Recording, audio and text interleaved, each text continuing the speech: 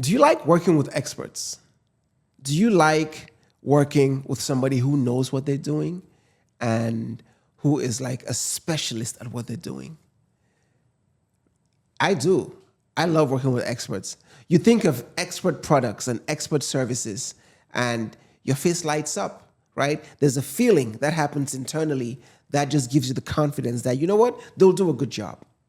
You buy an iPhone, for example. You know that this phone is going to do what you want it to do.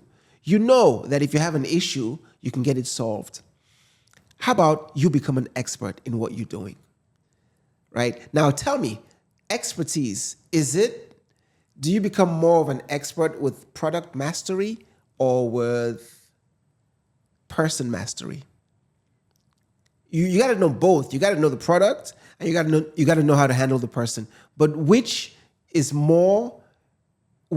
you a more direct result with your bottom line, with your bank account? Is it mastering the product or is it mastering the person? How to work with the person?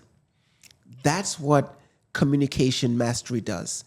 It gives you got to know the product, but how do you deal with the person? How do you know how to bring up everything the person is worried about?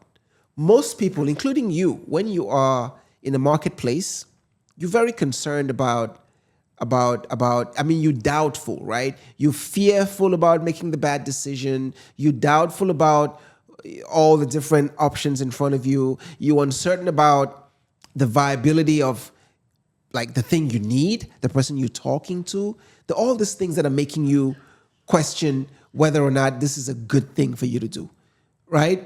And so the more the other person in front of you hesitates, the more the other person in front of you doesn't display a certain level of expertise, the more your doubts and your concern bloom, the more fearful you become, right?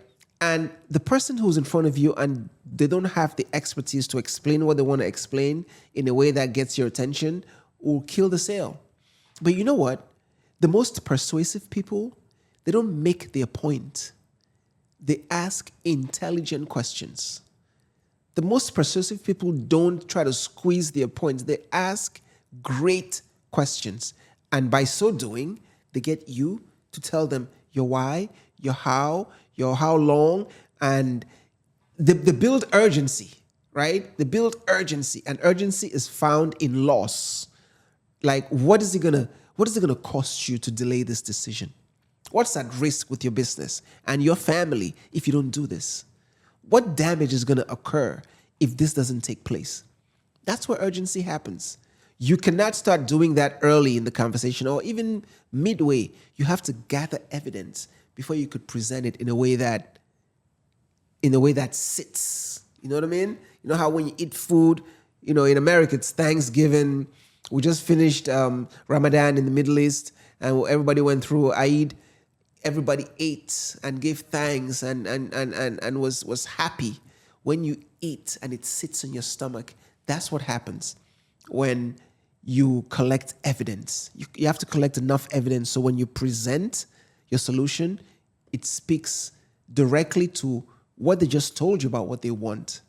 So we're going to get into the sales process after this, and I'll tell you exactly the path. But expertise, you cannot get expertise and you cannot become expert level unless you do this repeatedly. Frequency is going to bring you mastery, and mastery is going to get the job done because people will know you, and when they know you, they'll flow you. They'll give you what you want because they're going to get a lot more.